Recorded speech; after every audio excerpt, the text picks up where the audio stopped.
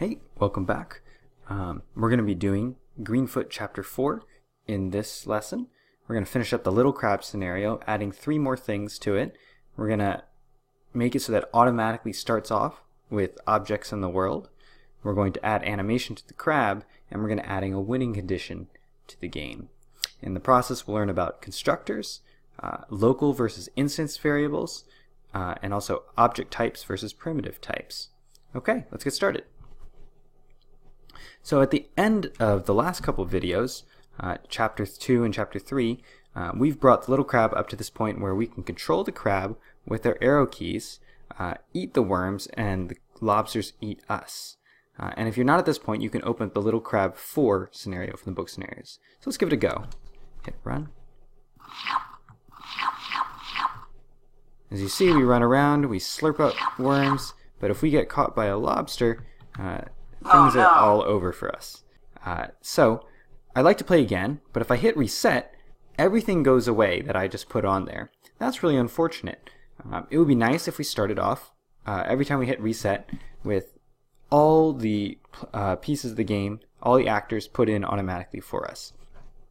However, we do know that the world is here every time I hit reset, so it looks like Crab World gets set up. So let's look at that code.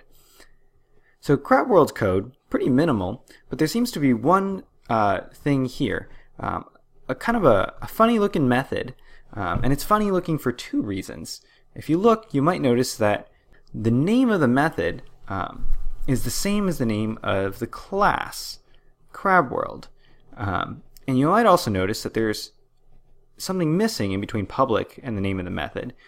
There's no return type specified. So these 2 characteristics are actually expected because this is a special kind of method known as a constructor. A constructor is a method that's run whenever an object is created. And so when a crab world is made, we actually call the constructor crab world with the parentheses, and it runs all the code inside of the constructor, and then what it returns is an object of type crab world. That's why we don't have a return type specified. So we might think, and rightly so, that if we add code inside of crab world to create the actors, then every time we hit reset and the crab world is created, it too will create the actors. So let's do that. Before we get to that, there's a 1 line here already in the constructor. It says super, and it has some parameters. Super calls the superclass's constructor. So in this case, the superclass is world, since crab world extends world. So that means it calls the world constructor. What the world constructor does is that it sets the size 560 by 560 of the world, and the grid size, which in this case is 1. So it's 500 by 560 grid with 1 pixel in each. We're going to leave that alone for now, but it's really good to know that that's what it does. And afterwards, we're going to write this code.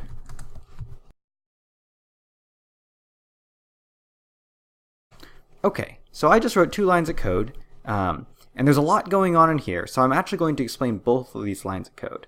But basically, what these 2 lines are going to do, if I hit compile and run the program, it creates the crab for me. Pretty neat. And every time I hit reset, it doesn't go away. It shows up in the exact same spot. Even if I move him, he'll jump right back to where he is.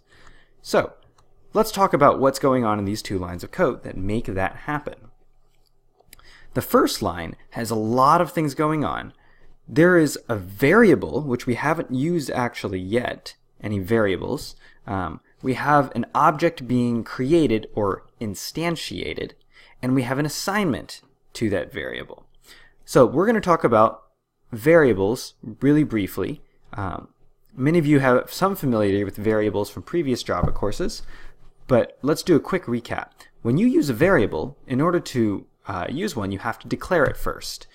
So we declare it by putting the type, such as int or crab in this case, and then the name of the variable.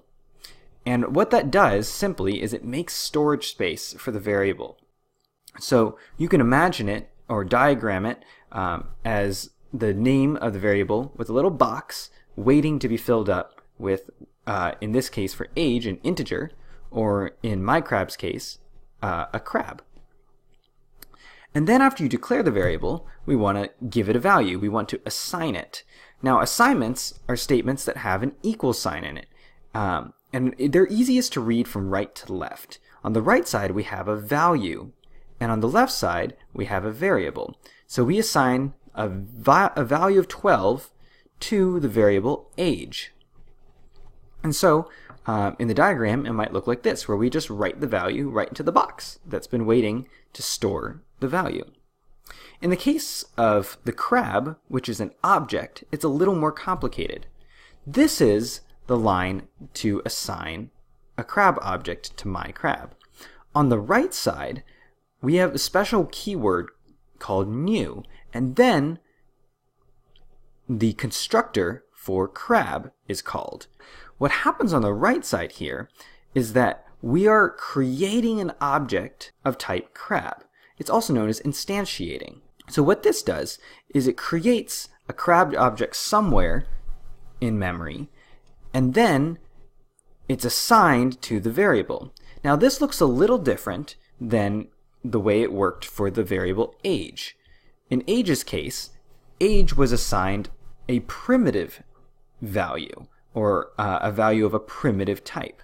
Primitive types are things like ints, or doubles, or booleans, things that are built into Java such that when we assign them to a variable, their value is stored directly in the space that was saved for them. In the case of objects, it's a little bit different. Objects, when we instantiate them, are made somewhere in memory, and then when we assign them to a variable, rather than being stored directly in the space, a reference is stored in the space, sort of like a mailing address, to tell you where you can find the crab in memory. So, assignment stores either the value or the reference of the primitive type or the object, respectively, in the space that's been made by the declaration. Of course, in most cases, you don't care to declare something without assigning it. So oftentimes, you will do both a declaration and assignment on a single line. It might look like that. Okay, back to Greenfoot and our Greenfoot code.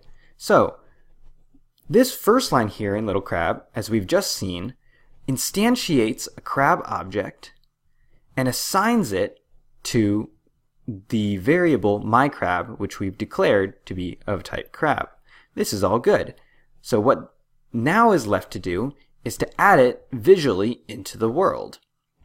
That can be done with the addObject method, which is a method of world. Since CrabWorld is a world, we inherit that method here, and we can use it. And it takes 3 parameters. The first is anything of type actor, which, since crab is an actor, we're good to go. The second 2 parameters are the position of the actor to be put onto the screen.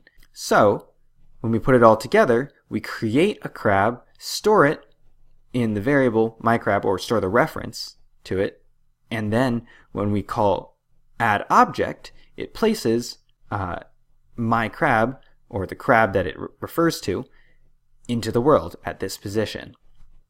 This is great. Now, in addition to adding the crab, I would love to add a couple of lobsters and let's say 8 worms to this world. So let's do that right now. Okay, so I've now added code to add not only the crab, but 2 lobsters and 8 worms into the world when it's first created. Now you might notice that I've changed the code a little bit for the crab. Instead of creating the crab and assigning it to a variable, and then calling addObject with that variable, since I only use that variable once, I can just replace the variable name with new crab. This way, it's a little cleaner, and I don't have to worry about writing 2 lines. And this is nice. I take that same pattern and I apply it to the rest of the code for the lobsters and the worms. So, let's compile it and see what happens. Now, when I start the code, I start off with a bunch of worms and the crab and lobsters all set up. And I can run, and even if I lose, I can reset, and we're right back to where we started. This is great. Okay, So now we'd like to animate the crab. We don't have any fancy methods, but one of the things that we can do is we can change the image that is associated with the crab rapidly between two images to give the illusion of it animating.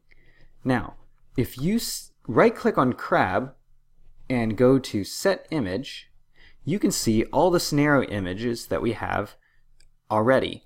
There's one crab, and there's a second crab image, crab 2, that has its legs a little more in. So we're going to flip between those two images in order to make it look like it's moving. To do that, there's a class in Greenfoot called a Greenfoot image. You can look this up in the documentation. So what we're going to do is in the act method, we're going to add a part that will change between the two images. It'll look something like this.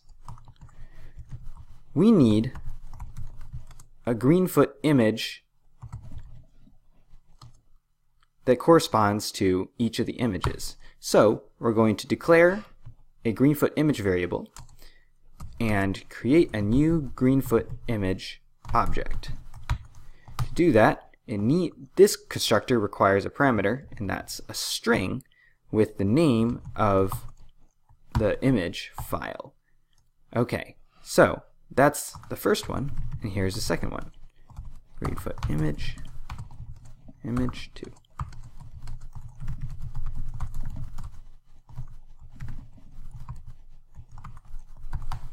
Okay, so now that we've made two images, what remains is to just set them and flip back and forth. Since the crab starts off using the crab.png as its first image, we can easily switch between them by checking which one it is and just switching it to the other one. We can do that using an if-else statement. We've already used if statements. They look a bit like this. We check a condition. If image 1 is the same or equals to whatever the current image is, and we can get that by using the method getImage. This is inherited from actor, and we can call this method and it'll give us back a Greenfoot image of whatever it currently is. So if those images are the same,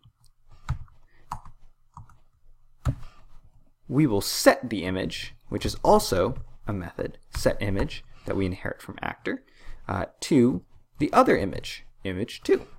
So if its legs are out, we make its legs go in. Otherwise, or else, we will set the image to image 1, since it must be image 2. And don't forget our semicolons. So this is a really good idea. It's very simple, and it works very effectively. Well, almost. There's one issue here. In this case, since act is called every single time, we end up making a new pair of Greenfoot images every time act is called. This is a little bit not efficient. And so, we'd like to maybe create these images just once, and then use them repeatedly, but not have to recreate them. The problem right now is that our variables disappear at the end of the method. We declare them inside here, but once the method is over, we have lost those variables and we don't have the ability to access them next time this method is called. In order to have a longer lifetime for a variable, we have to learn about another kind of variable called an instance variable. Okay, so instance variables are a special kind of variable. Instead of declaring them inside the method, we put them inside the class, but before any methods. So, right under public class crab, we're going to write private Greenfoot image, image 1. And also the same for image 2. What this does is it declares that there should be storage space in this crab object for two images, but we won't put anything in them yet. We're going to assign them, but we have to make sure that they're assigned at least something before we do anything else. What code runs before any other code in the class? Well, The constructor of crab runs at the very start when it's made, so it will get run before any other code. So our first assignment to our instance variables go in the constructor. So we don't have a constructor yet, but we'll make one, and we're going to put these lines of code in there. And what they do is they simply create a new Greenfoot image somewhere in memory and then assign it to image 1. So now image 1 has a reference to the Greenfoot image that we've just made. And the same for image 2. Great. And afterwards we have to do one more thing. We have to set the first image. So we're going to do that as well. So let's add this code. Okay, here we are. Let's add declarations of the instance variables into our crab. So private Greenfoot image, image 1, and private Greenfoot image, image 2. Note that we didn't put it inside of a method, but we did put it inside of the crab class. Now let's write the constructor. Public crab. Remember, our constructor has the same name as the class, but it has no return type. Inside the constructor, we're going to put image 1 equals new Greenfoot image. And same goes for image 2.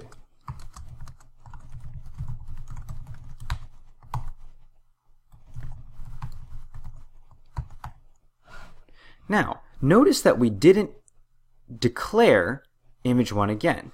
That is, we didn't write Greenfoot image, image 1. This would have declared a variable of image 1 and then assigned this Greenfoot image to it. But we've already declared the instance variable out here. This is actually a common mistake. If we declare it again inside the constructor or elsewhere, we're actually making a new local variable. Local variables are what we call any variable that you've made inside of a method, as opposed to instance variables, which you've made inside the class so that it stays no matter how many methods you call. Problem with doing the local variable is it won't stick around. So we have to make sure that we're assigning these new images to the instance variables, not as local variables. And lastly, we do set image to one of the images. So let's do image 1. Okay, great. Now that we've done this, we can go back to our code and get rid of these 2 lines, since we've already done that up here, and it won't have to be redone every single time. So now what's left is this if-else statement that will check if our current image is image 1 and switch it to image 2, or if it's the other way around, we'll switch it to image 1. Oops, and it's a good thing I caught this now. I forgot to write set image. So now we can compile, and let's give this a try. If I hit run, it looks like something's happening. Oh no! It's a little hard to tell, so let's reset it and just hit act one time at a time. And we can see that the crab does in fact switch between the 2 images at every act step. Great! And of course, when it runs fast enough, it looks like it's animating. There's one more thing we'd like to do with the animate code before we move on. Right now, all the code that does the animation is sitting in the middle of act. But it would be nice to put it somewhere that is a little clearer to read and shows us what is actually going on. So we're going to encapsulate it by writing a new method and calling that method from act, instead of having all the code just sitting there in act. So let's write public void. Let's do switch image.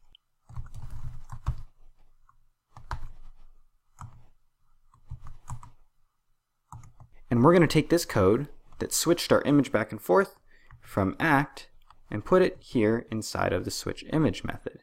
And now we'll just call switch image inside of act, which looks a whole lot cleaner and is easier to read because we can just read down act and see that it does all these things, checking key presses, moving, looking for the worms, and switching the image. Great. Okay, So the last thing we want to do is we'd like to add a win condition for this game. It makes a lot of sense to make it so that if we eat a number of worms, we would get rewarded and win. So in order to keep track of how many worms we eat, this is not something that we can do with a local variable, because every time we call a method, if we were to try to keep track of how many worms we eat, the method would eventually have to end before we get to eat the next worm, and we'd lose track. So we can use an instance variable again to keep track of something that we would like to hold onto the value for until we use it again. So let's try and add an instance variable for keeping track of worms. So we'll do private, and it seems like we're using numbers, so int seems appropriate for how many worms we've got that we've eaten, and we'll just call it worms eaten. Now, whenever we make an instance variable, we do have to make sure that it gets a value to start with, and the place that we do that first assignment is in the constructor. So in the constructor, we'll assign worms eaten an initial value of 0, since he hasn't eaten anything when he's first created. Again, remember, be careful to not declare a local variable worms eaten by putting int. If you do that, our instance variable of worms eaten will still not be assigned anything, and we might hit an error. So now that we've assigned it its initial value, eventually we'll want to make that number go up. At what point does it make sense for that to happen?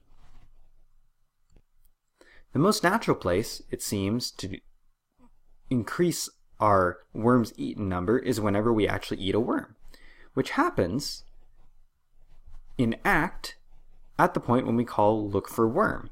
So let's go look for the look for worm method. Notice that our encapsulation is really helping us find where the relevant code is. So here, down in look for worm, we ask in an if statement if it's touching a worm, and when it does, we remove the worm and we play a sound. Great, this seems like a great place to also increment our instance variable worms eaten. So, worms eaten, we're going to assign it a new value. We want it to be one more than what it used to be. So we can do worms eaten equals worms eaten plus 1. In fact, there are more than one way to write this. This one is pretty clear because you can read that we're assigning the value of whatever the current worms eaten value is plus 1 back into worms eaten. Another way to write this is worms eaten plus equals 1. That does the exact same thing. There's also one more. Since we're just making it go up by 1, we can just write worms eaten plus plus. All three of those ways are exactly the same. Personally, I like this one because it makes it very clear what is going on. But the other two are perfectly legitimate, and you'll see a lot of them, especially as you code more advanced things. Okay, now that we've incremented how many worms are eaten, we'd like to also make the game end and maybe reward us a little bit when we get to the winning condition. Let's say that since I've got 8 worms on my screen, we'd like to eat 8 worms as a success condition. Well, this would be a great place to check for that with another if statement. So we can ask if worms eaten is equal to 8. Now, notice that I use 2 equal signs. This is used when you're comparing things. A single equal sign means a sign. So that's another easy place to make a small mistake that has big consequences. Okay, so if worms eaten is now 8, we would like to play a little sound. So let's use Greenfoot play sound, and there's a fanfare file. So we'll use that. And we'll also stop the game, since this is a win condition. Okay, let's give this a shot. If we hit compile, and we run the game... Oh no! Oh, I'm not very good at this. Okay, run the game, and Oh eat no! a worm. Okay. this might take me a little while. Wish me luck.